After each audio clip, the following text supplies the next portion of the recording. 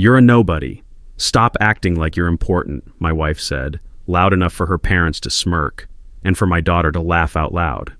I didn't respond, didn't flinch. I simply tapped my fork against the glass. Ting. Then I looked around the table, meeting each set of eyes. Just 3 sentences. By the time I spoke the second, her face had already gone pale. Not because I raised my voice, but because she realized this Sunday brunch wasn't her performance anymore. It was the curtain call for a plan I'd been quietly building for months in the cold, dim basement. I'd been there, hearing them talk about me, watching them laugh at my expense, and patiently collecting every fragment of truth, every piece of evidence needed to shatter this charade. And this morning, everyone at this table would see it. If you've ever been dismissed, erased from your own life, stay with me until the end to see how 3 sentences can turn an entire fate upside down. Sunday brunch at Lauren's house in Austin was treated like a sacred ritual. The kind of event where the table looked like it belonged in a magazine spread. Bone china plates from some boutique in Vermont, crystal glasses catching the Texas sunlight just right, and overpriced artisanal jams lined up like trophies. Once I'd sat at the head of that table, back when my presence meant something. Now, my seat felt more like the defendant's chair in a courtroom I could never win. Lauren had orchestrated every detail. The gleam of polished silverware, the folded linen napkins, the smell of fresh pastries drifting in from the kitchen. It wasn't about food, it was about image, her image. The successful entrepreneur, the picture-perfect hostess, the woman who had moved on. Across from me, the empty chair at the head of the table wasn't empty at all. It was occupied by an unspoken truth. I didn't belong here anymore. But they wanted me here today, and I knew why. They thought this was their stage. They had no idea it was about to become mine. Lauren swept into the dining room like she owned the air itself, wearing that silk robe she'd bought during her self-made success phase. $300 worth of fabric, draped just so, like she was about to shoot a lifestyle ad. Her dark hair was perfectly styled, even though she'd supposedly just rolled out of bed. She turned that practiced smile on me, the one she used on clients, neighbors, anyone she wanted to impress. "Morning, Jack," she said, voice smooth but with an edge sharp enough to cut glass. The clink of the crystal pitcher followed as she poured herself orange juice. The ice cubes chimed like warning bells. She didn't sit next to me. She never did. Instead, she took the seat opposite, giving herself a clear, unobstructed view. That smile stayed fixed, but her eyes were scanning, assessing, already calculating. I'd seen it 1,000 times, in negotiations, in arguments, in moments where she wanted to make sure she was winning. She thought she was already winning this morning. I let her believe it. Haley appeared a moment later, gliding in with the kind of effortless beauty only 22-year-olds seemed to have. Her hair was pulled back in a loose ponytail, casual but intentional, like she'd spent just enough time in the mirror to look like she hadn't. Tyler trailed behind her, tall, broad-shouldered, with that clean-cut future son-in-law look Lauren adored. He wore a perfectly fitted polo, the kind that says I care about appearances without trying too hard. "Morning, Pops," Tyler said, smirking as he slid into his chair. Not Jack, not Dad, just Pops. Haley didn't correct him. She kissed her mother's cheek, then took the seat next to her, leaning in to whisper something that made Lauren laugh softly. I didn't ask what it was. I didn't have to. I'd been the punchline enough times to recognize the setup. The air thickened with the scent of fresh coffee and unspoken judgments. I took a slow sip of water, letting their little performance play out. They thought this was a family gathering. I knew it was the prelude to an execution, and I was the one holding the blade. The front door opened with that heavy, deliberate sound, like an announcement. Patricia and George Reynolds stepped in as if the house itself were theirs. In a way, it always had been. Patricia wore pearls, of course. She always did. Her perfume floated into the dining room a few seconds before she did, sharp and floral, the kind that lingered long after she'd gone. George followed in a tailored blazer, carrying himself like a man who'd never worked a day with his hands, but had strong opinions about those who did. They greeted Lauren warmly, kissing cheeks, exchanging that subtle nod of approval reserved for their own blood. Then their eyes landed on me. George extended his hand, cool, firm, too formal for family, and Patricia gave me that polite smile she'd perfected over decades of charity galas and quiet disapproval. In their world, I had been a mistake Lauren made in her younger years, a phase, a lesson. And in their eyes, I'd overstayed my welcome. Tyler was the first to speak once everyone settled, his voice bright with pride. "My dad just made partner at the firm," he said, glancing at George for approval. George's smile widened. "Stability," he said, almost tasting the word. "That's what makes a family strong." His gaze flicked to me, the message tucked neatly between the syllables. I sipped my coffee, letting the bitterness roll over my tongue. Haley leaned forward, her tone sweet, but her words dipped in acid. "So, Dad, how's the job hunt going? It's been, 3 months now?" Lauren didn't even look at me. She was too busy buttering a croissant, the knife moving in slow, perfect strokes. The table was filled with polite laughter and the clink of silverware, but underneath it all was the same game we'd been playing for months, a game they thought I didn't know I was losing. I let their little jabs land, every sting, every smirk, because none of them realized I wasn't here to defend myself. I was here to end this. Lauren set her mimosa down with a soft clink, the stem of the glass balanced perfectly between her fingers. She didn't look at me at first. She looked at her parents, then at Haley, then finally, as if it were an afterthought, at me. "Jack," she said, her voice carrying just enough to command the room, "you're a nobody. Stop acting like you're important." It landed like a slap, but no one at the table flinched, not in sympathy for me, anyway. Patricia smirked. George shifted in his chair with the satisfaction of a judge delivering a sentence. Haley let out a quick, almost gleeful laugh. Tyler smiled into his coffee. I didn't smile. Instead, I picked up my fork and tapped it gently against my glass. Ting. The crystal sang into the silence, sharper than any words. I took my time looking at each face, memorizing the way they looked in that moment. Confident, smug, certain they were untouchable. 3 sentences, I said calmly. And I knew, by the time I reached the third, none of them would look the same. 3 months earlier, I was standing on the sidewalk in front of the house I used to own, my life packed into 2 duffel bags, the weight of them pulling at my shoulders as much as the reality I was carrying. I was unemployed. My lease had run out. For the last week, I'd been sleeping in my truck, the cold Texas nights creeping into my bones. I still had a key to the house, but I didn't use it. Instead, I rang the doorbell. Lauren answered after a moment, leaning against the frame like I was a salesman she didn't plan on buying from. "I need a place to stay, just for a little while," I said. My voice didn't plead. I wouldn't give her that. She didn't hesitate. "Basement, my rules. No warmth, no welcome, just terms." And I accepted them, not because I had nowhere else to go, but because I knew something she didn't. This wasn't me crawling back.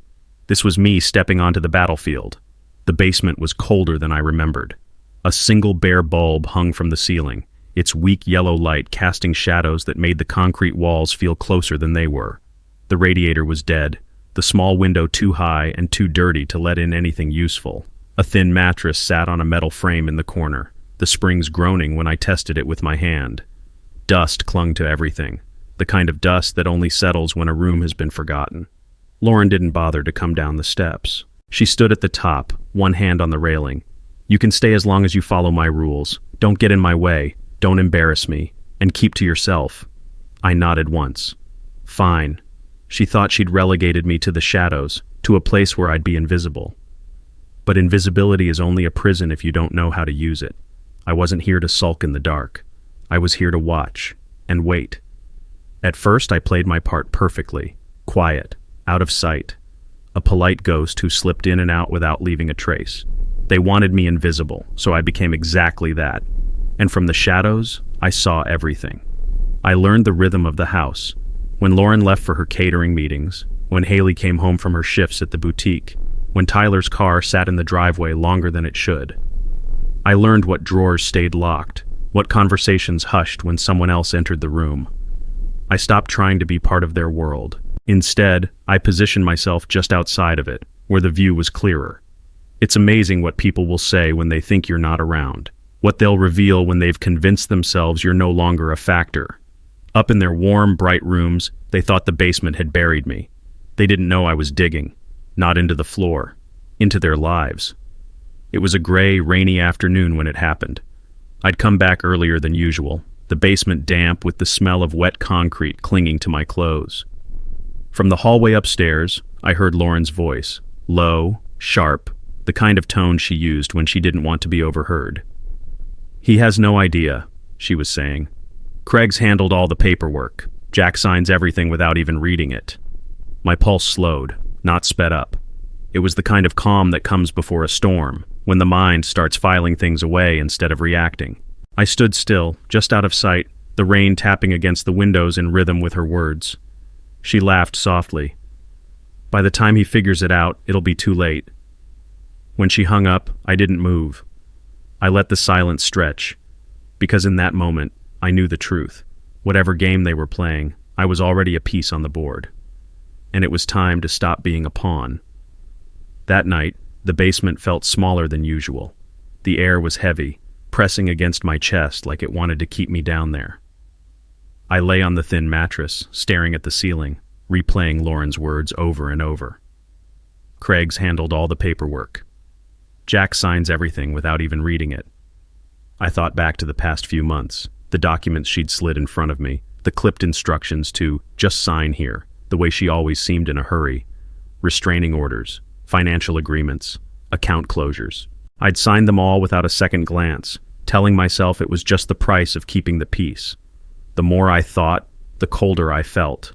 Not the kind of cold the broken radiator caused. A deeper, sharper cold that started in the gut and spread outward. I wasn't just broke, I was being erased. And lying there, in that dim basement, I made a decision. If Lauren thought I was blind, I'd let her keep thinking that. Right up until the moment she realized I could see everything.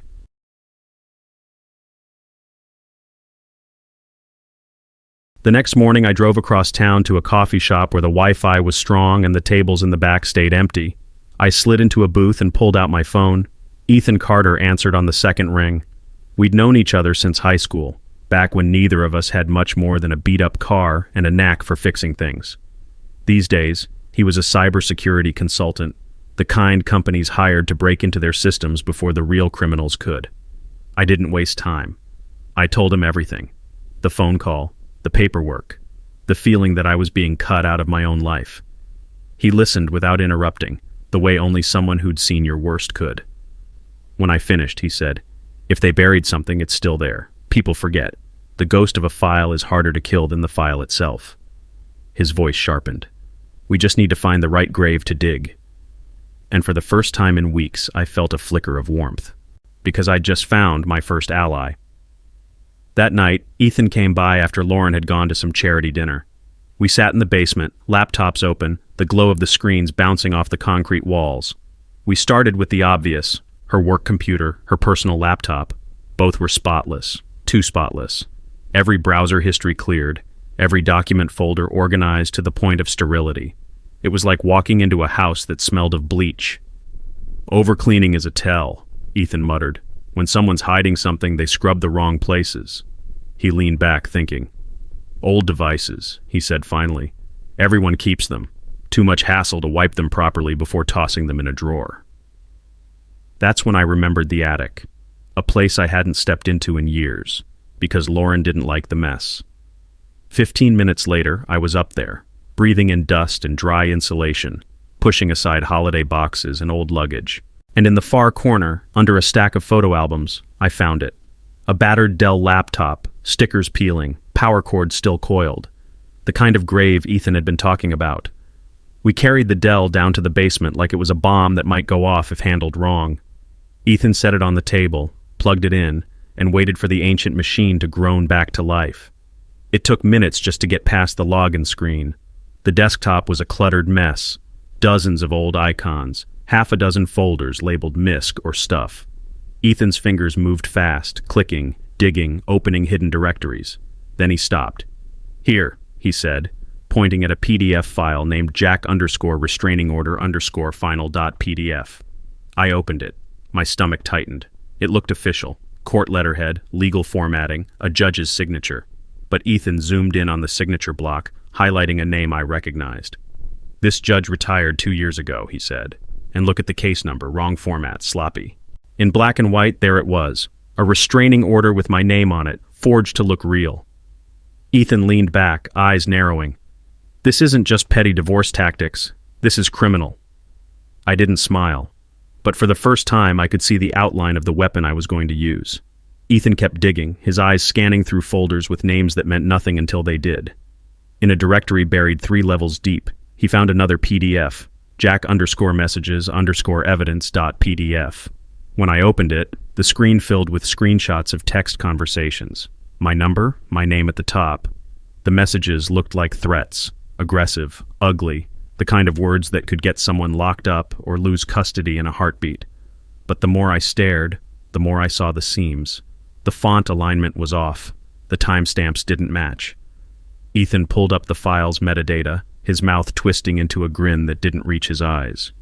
"These were made on this laptop," he said, "using a message simulation app.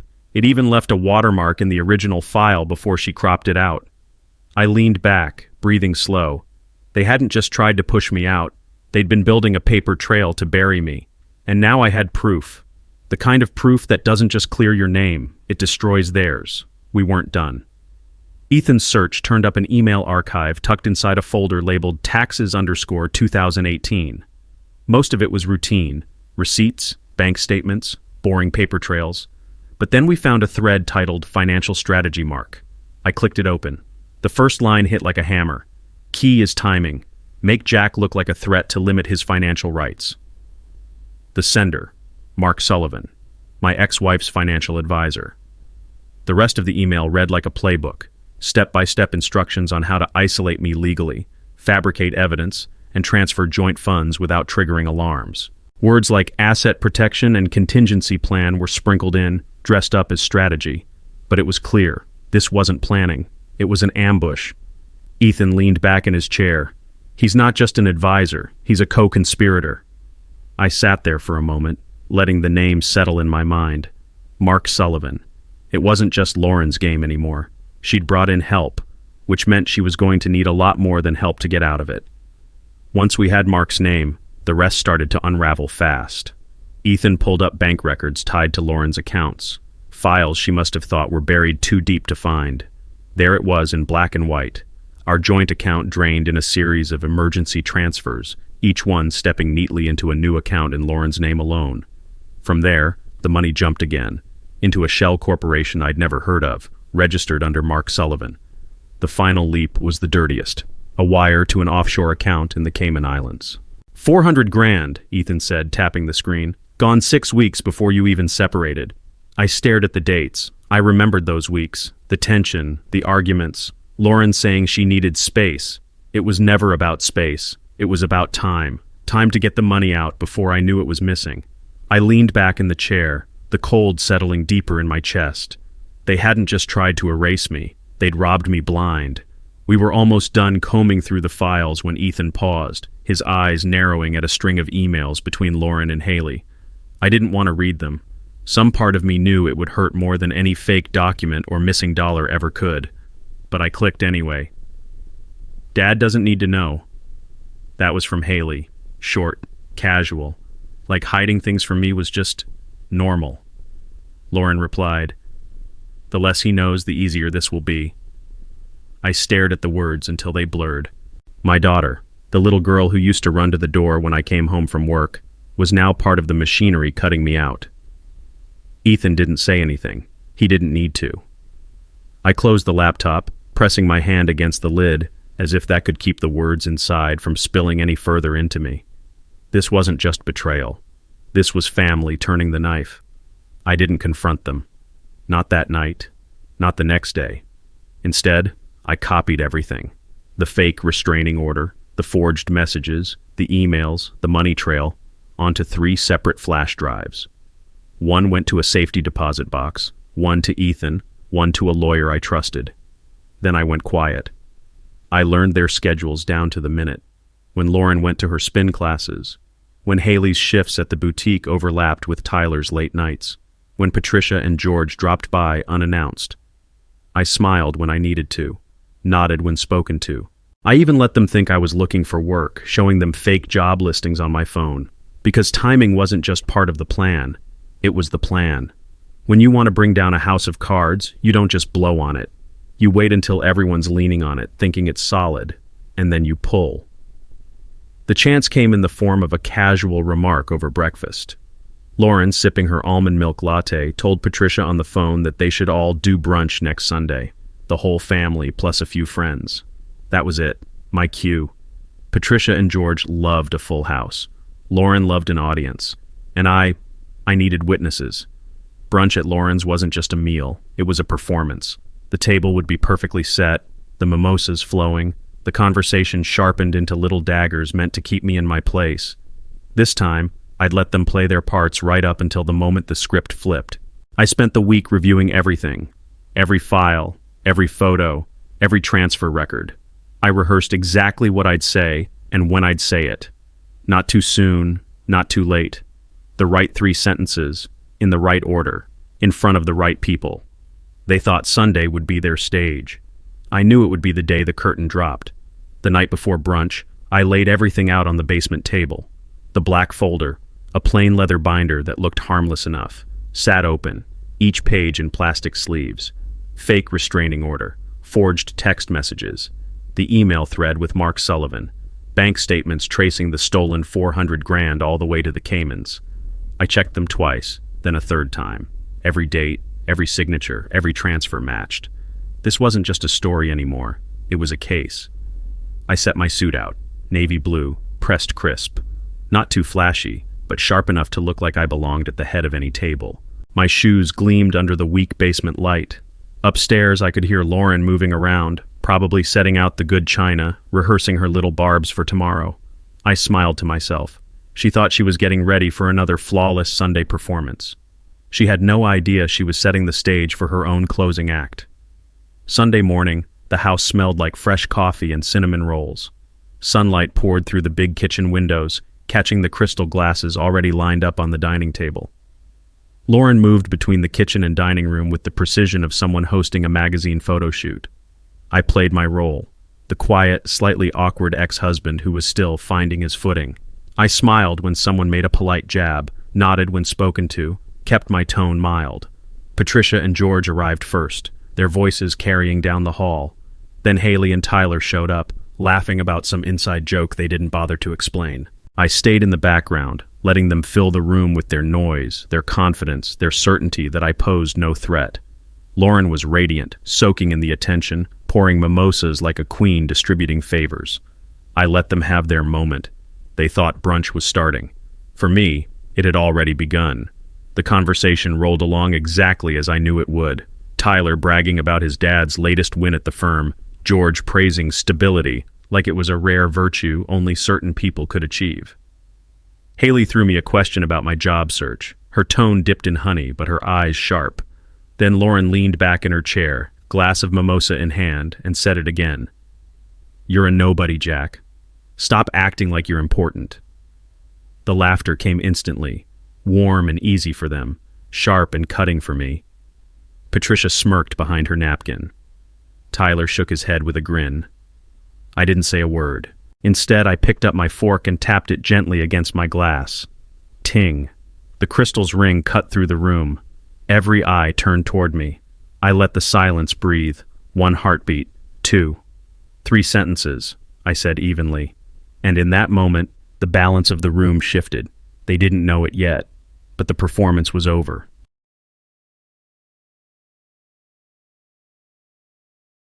I let my gaze move slowly around the table, meeting each set of eyes in turn. Tyler's smirk faltered first. George leaned back slightly, frowning as if he wasn't sure he'd heard me right. Then I spoke. "I'm not broke on information anymore." The words landed like a stone dropped in still water, small at first, but rippling outward. Patricia's smile thinned. Haley shifted in her seat. I didn't raise my voice. I didn't need to. The calm was the point. Calm meant control, and control was the one thing they thought I'd lost. Lauren tilted her head, forcing a laugh that sounded a little too sharp. "What's that supposed to mean?" she asked. I didn't answer her question. I just let the weight of the first sentence hang in the air, heavier with each passing second. 3 sentences, I'd said, and I had 2 left. I leaned forward slightly, resting my elbows on the table like I was about to tell them a secret. My eyes stayed locked on Lauren's. "When the data speaks," I said slowly, "lies die." Her smile froze, the corners of her mouth twitching like she was deciding whether to scoff or stay silent. The golden shimmer of her mimosa caught the light, but her hand holding the glass didn't move. Tyler glanced at Haley, a quick flick of the eyes that told me they both felt the shift. George cleared his throat, as if trying to break the moment. Patricia smoothed her napkin in her lap, pretending not to be listening as closely as she was. I didn't blink. I wanted Lauren to see that I meant every word, that I wasn't bluffing. By the time I reached the 3rd sentence, there'd be no pretending this was just another brunch, and judging by the way her fingers tightened on that glass, she knew it too. I shifted my gaze down the table to Mark Sullivan, seated just close enough to Lauren to signal his loyalty without making it obvious. "Mark," I said, my tone almost casual, "I like the way you write emails." The fork in his hand paused mid-air. For a fraction of a second, he didn't move. Then he set it down carefully, eyes narrowing. Lauren's head snapped toward him, a flash of confusion cutting through her polished composure. Haley frowned, looking between the two of them, sensing something she couldn't quite place. The silence that followed wasn't the comfortable kind. It was tight, electric, waiting to break. I reached under the table, lifted the black folder, and set it gently in the center like I was presenting dessert. The leather creaked as I slid it toward Lauren. Her hand stayed in her lap. "Go ahead," I said. "Turn the page." And just like that, the table was no longer hers. The folder landed in front of Lauren with a soft thud, but the sound seemed to echo in the sudden stillness of the room. She didn't touch it at first. Her eyes moved over the cover like she could read through the leather, already sensing the danger inside. "Open it," I said, my voice calm, almost bored. When she didn't move, I reached forward, flipped the cover myself, and began sliding the pages into view one by one. First, the fake restraining order, with the retired judge's signature and the wrong case number. Then the forged text messages, complete with metadata tracing them back to her laptop. Next, the email thread with Mark, spelling out in plain language how to cut me out financially. Finally, the bank statements. Every transfer, every shell company, every offshore deposit. No one spoke. Even the sound of cutlery and glasses had stopped. Lauren's face had drained of color. "This," I said, tapping the stack of evidence, "is why lies die when data speaks." I didn't wait for her to speak. The folder sat there, open like a wound on the table, bleeding out everything they'd tried to hide. Eyes darted between the pages, George scanning the bank statements, Patricia frozen with her hand on her glass, Haley staring at the fake messages like she'd never seen them before. Mark shifted in his chair, but I didn't give him the satisfaction of a glance. Instead, I pushed back my chair slowly, the wooden legs scraping across the polished floor. The sound was loud in the silence, a kind of punctuation. I stood, straightened my jacket, and without another word, turned toward the door. Behind me, the air cracked. The shuffle of papers, the sharp inhale of someone realizing the game was over, the low murmur of voices that had lost their confident edge. By the time the front door closed behind me, I wasn't the man who'd walked into that brunch. I was the man who'd ended it. It didn't take long for the ripples to start. That afternoon, texts started popping up on my phone from people I hadn't heard from in years. Some were short. "What happened at brunch?" Others were longer, full of half-formed rumors and screenshots that had already started circulating. Apparently, someone at the table had gone straight to social media before I even reached my car. The posts didn't last long, deleted within hours, but not before they were shared, saved, and whispered about in the corners of the circles Lauren valued most. By evening, a friend called to tell me he'd overheard Mark's name in a hushed conversation at a downtown bar. "They're panicking," he said. Good, that was the point. The folder hadn't just been evidence, it was a fuse, and now the explosion was moving through their lives, room by room, faster than they could shut the doors. By Monday morning, I was sitting across from Miriam Chan, a divorce attorney with a reputation for being relentless in court and surgical in preparation. Her office overlooked Congress Avenue, all glass and sharp lines, the kind of place that made you sit up straighter. I slid the black folder across her desk. She put on her reading glasses and began turning pages without a word, her expression unreadable. 10 minutes passed in silence, broken only by the soft shuffle of paper. When she finally looked up, her voice was calm but edged with steel. "Jack, this isn't just a messy divorce. This is conspiracy, wire fraud, forgery, possibly obstruction." She tapped the page with the bank transfers. "And this," she said, "is going to get the attention of federal investigators." I didn't smile. I just nodded. For months, I'd been living in a basement, feeling like I was trapped in someone else's story. Now, for the first time, I was in the opening chapter of my own. Miriam didn't waste time. She pulled out a yellow legal pad and started listing names. Investigators she trusted, a forensic accountant who could track every cent, a private process server who knew how to deliver paperwork so it couldn't be ignored. "We'll start with a preservation order," she said, her pen moving fast. "That freezes any attempt to delete files or move funds. Then, subpoenas for Mark's firm and Lauren's company records. If they've touched these accounts, we'll see it." I watched her work, the controlled precision in every line she wrote. "This isn't about getting even," she said finally, meeting my eyes. "It's about making sure they don't get away with it." I thought of Lauren's smirk at brunch, of Mark's stillness when I'd called out his emails, of Haley's quick glances that morning when she'd realized something was off. "They won't," I said. Miriam set down her pen, nodding once. "Then let's make it official." 2 days later, Mark Sullivan was served in the middle of a client lunch at a high-end steakhouse downtown. The process server, a wiry guy in a worn leather jacket, walked straight to the table, pulled an envelope from his inside pocket, and set it neatly in front of Mark. "You've been served," he said, his voice carrying just enough to turn heads. Mark's smile froze mid-sentence. He didn't touch the envelope. The man in the tailored suit across from him glanced at the papers, then at Mark, his eyebrows lifting. By the time the server walked out, half the restaurant was watching. An hour later, my phone buzzed with a message from Miriam. Step 1 complete. I could picture it. Mark's careful, curated reputation developing hairline cracks, the kind that spread fast once the pressure builds. And the pressure was only beginning. Lauren's summons came the next morning. The process server caught her just as she was stepping out of her BMW in front of her catering office. She was wearing a tailored navy dress, sunglasses big enough to hide half her face, and the look of someone who owned the sidewalk she walked on.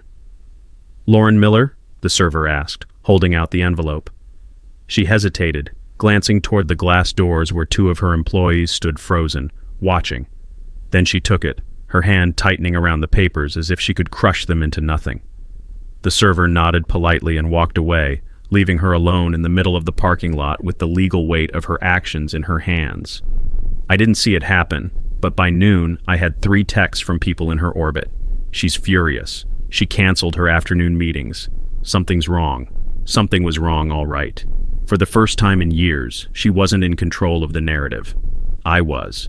By the end of the week, the story had started leaking in ways I hadn't planned, and didn't need to stop. A paralegal at Mark's firm accidentally mentioned the subpoenas to a friend at a law office across town. That friend told someone at the country club. By Friday evening, Lauren's name and Mark's were being whispered over cocktails and behind closed office doors. The polite smiles they'd once received were still there, but they'd changed. Now they were laced with curiosity, maybe even pity. In a social circle built on perception, that was the first sign of decay. Haley didn't call. She didn't text. But I heard from Ethan that she'd been spotted leaving Lauren's office midweek, her expression tight, phone pressed to her ear. They were circling the wagons, trying to control the damage. What they didn't realize was that the damage was already baked in. The cracks weren't just showing, they were widening, and every hour made them harder to hide. Miriam's forensic accountant, a lean man named Walter Briggs, had the quiet patience of someone who could spend hours staring at numbers without blinking. We met in her office, the black folder open between us. Walter flipped through the bank statements, marking transactions with a yellow pencil. "Here," he said, circling a series of small withdrawals made in the weeks before the larger transfers. They were testing the water, making sure the route worked before moving the big sums. He traced the path on a legal pad like it was a map: joint account, Lauren's personal, shell company, Cayman account. "It's clean enough to fool a casual audit," Walter said, "but not clean enough to survive a subpoena." Miriam smiled faintly. "Which it won't." Walter closed the folder, slid it toward me. "With this trail, they'll fold before it ever goes to trial. People like this don't want their names on court records." I didn't say it out loud, but I wasn't aiming for them to fold. I wanted them exposed. While Walter dug through the money trail, Ethan kept working on the digital side. Late one night, he called me from his apartment, his voice sharper than usual. "I think you should see this in person," he said. 20 minutes later, I was standing over his desk, watching as he pulled up a folder labeled Archive Personal. Inside were dozens of audio files, each named by date. Ethan clicked one. Lauren's voice filled the room. "Mark says if we push the court date back, Jack will burn through whatever savings he has left. By then, he'll take whatever deal we put in front of him." Another file. Haley this time. "He's not fighting. He's just existing. It's almost sad." I stood there, hands on the back of Ethan's chair, listening to the people I once called family talk about me, like I was already gone. Ethan clicked pause. "They recorded themselves," he said. "Meetings, calls, planning everything. And they kept it all." The evidence was no longer just paper and numbers. Now it had a voice. We didn't rush the audio to Miriam. Not yet. Ethan and I listened to every file, cataloging them by date, subject, and speaker. The conversations painted a timeline. When the plan started, how it evolved, and exactly who played which role. Some recordings were casual, almost careless. Lauren venting to Patricia over wine. Mark giving step-by-step instructions like he was teaching a class. Others were cold and deliberate. Strategy sessions with every detail plotted, right down to what day I should be served with fake documents. "This is bigger than a divorce case," Ethan said one night, leaning back in his chair. "This is organized fraud," I agreed. But I also knew dropping it all at once would give them a single battle to fight. I didn't want a battle. I wanted a siege, the kind that slowly eats through the walls until there's nothing left to defend. And now, with voices to match the paper trail, the siege had begun. The first leak wasn't to the police. It wasn't even to Miriam. It was to a local business reporter I'd known for years, someone who made a living exposing white-collar games in Austin's upper circles. Over coffee at a quiet diner, I slid a flash drive across the table. "No names yet," I told her. "Just a story about how far people will go to bury someone they once called family." She plugged it into her laptop right there, eyes narrowing as she scrolled through bank records and the forged restraining order. "This is real?" she asked. "Every line," I said. She didn't promise to run it, and I didn't ask her to. But I knew the look in her eyes, the one reporters get when they smell something bigger than a headline. By the next afternoon, whispers had started in circles I hadn't touched. Not about Lauren, not yet, just about a fraud case, involving a well-connected financial advisor. And that was exactly where I wanted the cracks to spread first. Within days, Mark Sullivan's name started showing up less on social calendars and more in quiet, uneasy conversations. Invitations he would normally get without asking suddenly got lost. Golf partners were too busy. His seat at the country club's monthly dinner mysteriously went to someone else. Lauren noticed. She might not have known the full reason yet, but she felt the shift, the way people smiled at her just a beat too long, the way they asked, "How are things?" with that slow, loaded tone. Patricia called her twice in one morning. George sent a terse email. "We need to talk." From my seat in the basement, I didn't need to see it to know the effect. Social capital is like glass. Once it cracks, it never looks the same. And I wasn't done tapping on it, because the next leak wouldn't just freeze them out socially. It would burn the bridge they'd been using to walk over me for months. This time, I didn't hand the flash drive to a reporter. I sent it, anonymously, to 3 of Mark's biggest clients, people with money, influence, and reputations polished to a mirror shine. The files were simple: the forged text messages, the metadata proving they came from Lauren's laptop, and the audio clip of Mark coaching her on how to use them. 10 minutes of listening was all it took to see the game for what it was. By the next morning, one client had canceled his account with Mark's firm. Another demanded an internal review, which in corporate speak means they were already looking for the exit. Ethan forwarded me a text he'd gotten from a friend inside Mark's office. He's bleeding business and trying to hide it. Good. Money talks louder than gossip. And once the money started walking away from him, the rest of the city would hear it. The siege walls were thinning. I just had to keep pressing. It was almost midnight when my phone lit up with her name. I stared at it for a few seconds before answering. "Dad?" Her voice was smaller than I remembered, almost unsure. "Can we talk?" I didn't fill the silence for her. She rushed to fill it herself. "I don't know what's happening, but Mom's different. She's angry all the time. Mark's barely around. And people keep calling the house asking questions I don't understand." I let her speak, hearing the edge of fear she was trying to hide. She didn't apologize.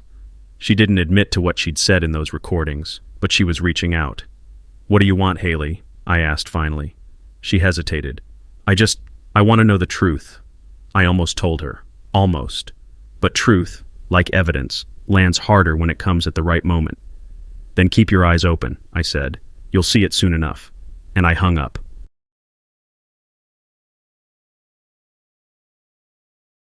2 days later, Miriam called me into her office. She had that look, the one she got when she'd found a legal angle sharp enough to cut through steel. "We're filing a motion for expedited discovery," she said, sliding a draft across the desk. "It forces them to produce all digital communications and financial records immediately, before they have time to scrub anything else." I scanned the document. It named Lauren, it named Mark, and it named the shell corporation holding the offshore account. "If the judge signs this," Miriam continued, "we'll have subpoenas in their inboxes by the end of the week. And when they realize how much we already know, they'll make mistakes." I nodded slowly. Mistakes were what I was counting on, the kind that happen when people under pressure try to keep too many lies straight. Miriam smiled faintly. "You said you wanted a siege. This is where we start shaking the walls." And with one signature, we did. The motion landed like a grenade. Within 24 hours, Mark's firm was scrambling to pull files, and the strain showed. Ethan called me that evening. "You're going to like this," he said, sending over an email chain he'd intercepted from a mutual contact. It was between Mark and one of his junior associates. The kid was panicking, asking which documents to hand over. Mark's reply was blunt. "Delete anything tied to Cayman Holdings. Now." Ethan laughed. He just wrote himself into obstruction of justice. I read the line twice, letting the weight of it sink in. Mark wasn't just panicking. He was leaving fingerprints all over his own mess. By morning, Miriam had the email printed, highlighted, and ready to slide into the growing stack of evidence. Mark thought he was covering his tracks. All he was doing was painting a brighter trail for us to follow. If Mark was sloppy, Lauren was theatrical. 2 days after the motion hit, she showed up at my basement door unannounced. She didn't knock, just opened it halfway and leaned in like she was about to offer me a deal. "We don't have to do this in court," she said, her tone syrupy, but her eyes sharp. "We can settle, quietly. No one has to see the ugly side." I stayed seated, letting her talk. She dangled numbers, hinted at shared custody, without drama, even threw in a vague suggestion that we could rebuild some trust. It wasn't an offer. It was bait. When I didn't bite, the smile slipped. "You think you're winning," she said, voice tightening. "But you don't know the people you're messing with." I stood then, closing the gap between us until she had to tilt her head to meet my eyes. "I know exactly who I'm messing with," I said, "and I know exactly what they've done." She left without another word, which told me she'd finally realized this wasn't bluff. 3 days later, the story finally broke. It wasn't the full case. Not yet. The reporter I'd met weeks ago published a feature on questionable financial practices inside Austin's high-net-worth circles. Names were scarce, but the details were sharp. A forged court order, falsified text messages, and a trail of stolen funds leading offshore. Anyone who knew the players could read between the lines. And in this city, plenty did. By noon, Miriam's office phone was ringing nonstop. Other attorneys, journalists, even a former associate of Mark's, who wanted to share a few things off the record. Lauren went silent online. Mark canceled a speaking engagement at the Chamber of Commerce. Ethan texted me a single sentence. "The fire's lit." I didn't respond. Because I knew. Fires are easy to start. It's keeping them burning long enough to consume everything that takes patience. That former associate of Mark's wasn't just looking to gossip. Miriam arranged for us to meet him in her office after hours. His name was Daniel Greer, mid-30s, sharp suit, the kind of guy who looked like he'd walked straight out of a corporate brochure. Daniel didn't waste time. "Mark's been moving client funds through Cayman Holdings for years," he said, pulling a flash drive from his pocket. "Most of the time, the clients never notice because he backfills the accounts before quarterly reports. But when the timing's off, they notice," I finished. He nodded. "And in your case, the timing was intentional. He needed the liquidity to cover another deal that went bad. Lauren gave him access to your accounts to make it happen." I sat back, letting that sink in. This wasn't just about my money anymore. Mark's whole operation was a house of cards, one bad shove from collapse. Daniel slid the flash drive across the desk. "You didn't get this from me." I smiled faintly. "Of course not." But in my head, I was already planning how to use it. Back in the basement, I loaded Daniel's flash drive onto my laptop. The files were meticulous. Spreadsheets, transaction logs, and internal emails that mapped out years of quiet siphoning. Client names I recognized from charity galas and news features were there, each with neat columns showing temporary reallocations that looked harmless on paper, except they weren't harmless. They were theft disguised as timing. I cross-referenced the dates with my own stolen funds. The overlap was perfect.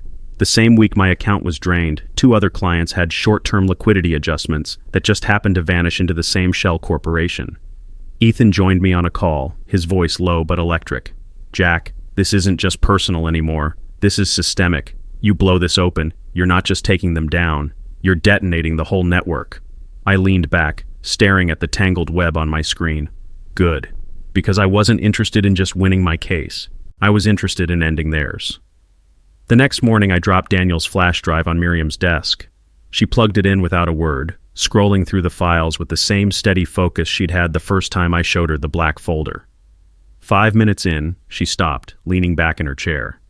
"This isn't just enough to bury them in civil court. This is federal." She tapped the screen. "We've got interstate wire transfers, forged legal documents, conspiracy to defraud multiple clients. The DOJ would salivate over this." Her tone sharpened. "But we don't hand it over yet. Not until we've tightened every bolt and made sure we control the narrative. If we give this to them too soon, they run the show. I want us holding the reins." I nodded. That was exactly why I'd come to her in the first place. Miriam closed the laptop. "You wanted a siege? This is the part where the walls start caving in from the inside." And I could already hear them cracking. If the walls were going to fall, I needed someone on the inside when they did. And there was only one person who could play that role, Haley. I texted her mid-afternoon. "Coffee? Just us." She agreed, though her reply was hesitant. We met at a quiet cafe away from her usual spots. She looked tired, older somehow, like the last few weeks had stripped away the certainty she wore so easily before. I didn't start with accusations. I started with a simple line. "I have proof of everything." Her eyes flickered, but she didn't speak.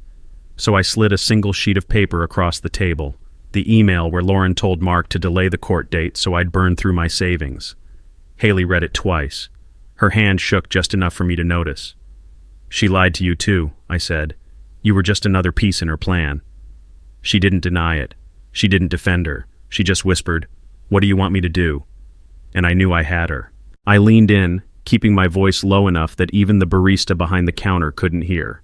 "Don't confront her. Don't change your routine. Just listen. And when she talks, make her talk more." Haley frowned. "You want me to spy on my own mom?"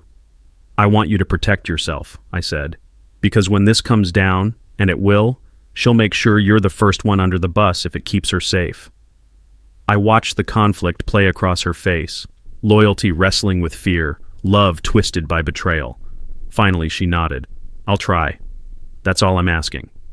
We parted without a hug, without ceremony, just 2 people walking out of the same cafe in different directions. But as I slid into my car, my phone buzzed. A text from Haley. "She's meeting Mark tomorrow night. I'll find out where." The seed was planted. Now it just needed time to grow. The next evening, Haley's text came through at 8:17 p.m. Cedar Grove Inn, private dining room. I knew the place. An old money hideout on the edge of town where deals were made in candlelight and no one asked for receipts. Ethan and I were parked half a block away by 8:45. Through the inn's tall front windows, we could see the glow of the dining room, but the private rooms were tucked deeper inside, too far for a clean photo. That's where Haley came in. She'd arrived 10 minutes earlier under the pretense of dropping something off for her mother. In reality, she had a tiny recording device tucked inside her purse, switched on before she walked in. At 9:32, my phone lit up with a file transfer from her. No message, just the audio. Ethan hit play.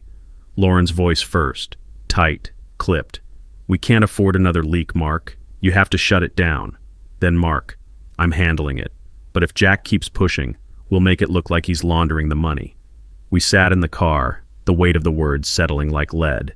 They weren't just planning to defend themselves. They were planning their next attack. The next morning, I was in Miriam's office with Ethan, the audio file playing from her laptop. She didn't interrupt. She just listened, her pen tapping lightly against her legal pad. When it ended, she leaned back in her chair, a slow smile forming. "They don't realize how bad this is for them," she said. "Not just the content, the fact they were recorded discussing it. That's intent, Jack. And intent is everything in court." Ethan crossed his arms. "And if they try to claim the recording's fake, we've got the metadata from the device. Clean chain of custody." Miriam nodded, already scribbling notes.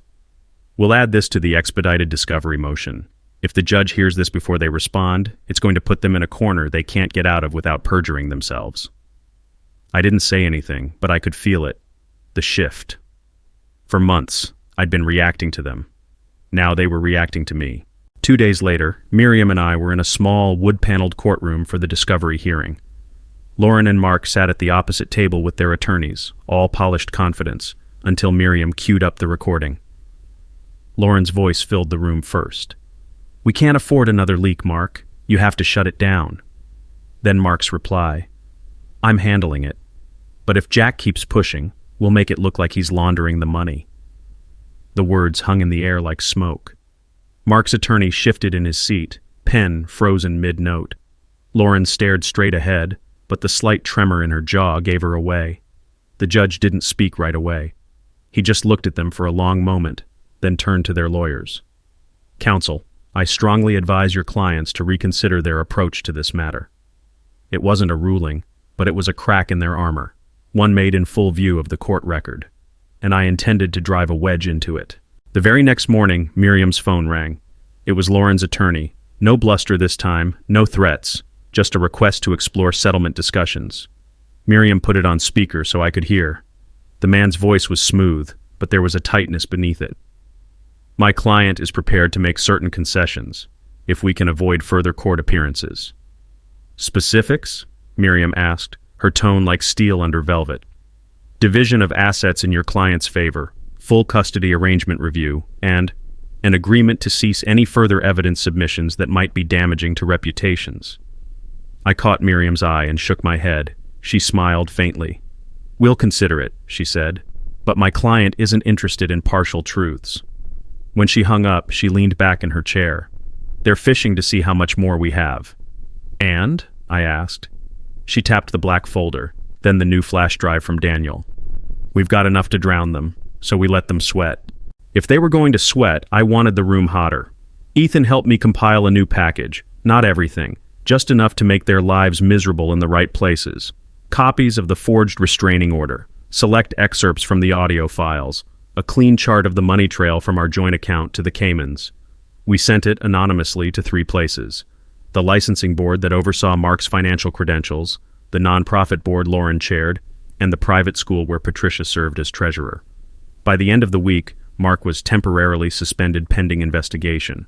Lauren's nonprofit profile vanished from their website, and Patricia had to step back from her duties while they reviewed a conflict of interest. None of it was final. None of it was the killing blow. But it was smoke, thick, black, and public enough that everyone could smell the fire. And the more they tried to stamp it out, the more oxygen I planned to give it. It was late, just after 11, when Haley called again. This time, there was no hesitation. "She's falling apart," she said. "Mark's not answering her calls, and Patricia's furious about being dragged into this. Mom's talking about leaving town for a while. I stayed quiet, letting her unload. She told me about slammed doors, whispered arguments over speakerphone, and a dinner where Lauren barely touched her food. Then her voice dropped lower. She keeps saying you won't stop until you've destroyed her. Is that true? I thought about how to answer. I'm not destroying her, Haley. I'm just showing everyone what she actually is. The rest, she's doing herself. Haley was silent for a long time. Then, if I get you her laptop, could you use it? Yes. Then I'll find a way. When the call ended, I sat there staring at the dark screen of my phone. The siege was working. And now, the gate on the inside was starting to open. 2 days later, Haley texted me a single word. Now. I drove to a grocery store parking lot on the far side of town. She was already there, sitting in her car with the engine running. When I pulled up beside her, she didn't get out, just reached across the passenger seat and lifted a slim silver laptop into view. She's at the spa, Haley said, eyes darting toward the lot's entrance. 3 hours, maybe less. I need it back before she notices. I took it, slipped it into my bag without ceremony. You'll have it. Back at Ethan's place, we hooked it to his forensic rig. The system began cloning the drive, pulling every file, every email, every hidden archive. Within minutes, Ethan whistled low. She's got a folder labeled insurance, and Jack, it's not hers. It's dirt on other people, judges, business partners, even a state rep. I leaned over his shoulder, scrolling through names I recognized. Lauren hadn't just been playing dirty. She'd been building an arsenal. We went through the insurance folder for hours, piecing together its logic. Each file was a weapon, compromising photos, private financial statements, intercepted emails, all neatly labeled with the target's name, and in some cases, notes on how it could be used if necessary. It wasn't just leverage, it was protection. She's been holding this over people for years, Ethan said, scrolling past a zip file marked with the state rep's initials. If anyone tried to cross her, she could ruin them in a week. And now I understood why Lauren had always moved with such untouchable confidence. It wasn't just charm or manipulation. It was insurance in the truest sense. But possession of this folder was a double-edged sword. If I used it recklessly, I'd be no better than her. If I used it strategically, I could dismantle her network piece by piece. I zipped a copy, encrypted it, and slid the drive into my pocket. The siege was almost over. All that was left was the final breach.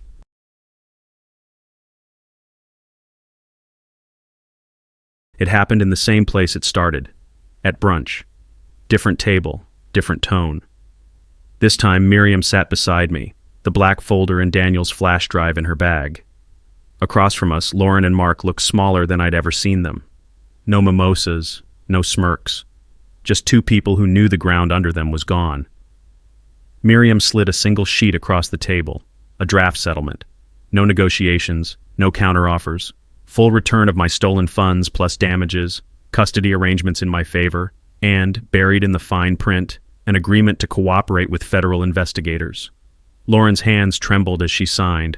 Mark's jaw worked like he wanted to speak but couldn't. When the papers were back in Miriam's bag, I stood. You took years from me, I said quietly, but the truth took everything from you.